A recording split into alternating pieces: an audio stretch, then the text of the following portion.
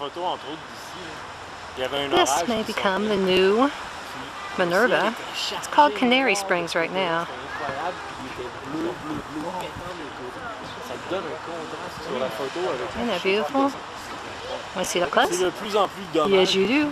Parce qu'il y a 2 ou 3 ans encore, tout c'était rempli de lumière. Ça te donnait des points de vue incroyables. Là. Vraiment, c'est de beaucoup loin. Là. Ouais, voilà.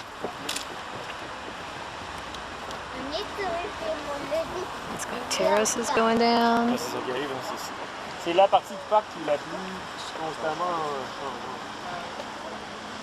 Je sais jamais ce que ça va là. Ouais. Cool. D'une année sur l'autre, ça change. Tout le temps. I was in this area before. Je reviens dans un Didn't mois look like avec l'autre this. groupe, là. Ça se peut que ça coule plus de ce côté-là, que ça coule de... See, remember? Remember taking these dead trees? It was all yellow. Ouais, t'as compris ça. You remember this area. Ouais, c'était tout comme ça que tu l'as dit. And now, it's Canary.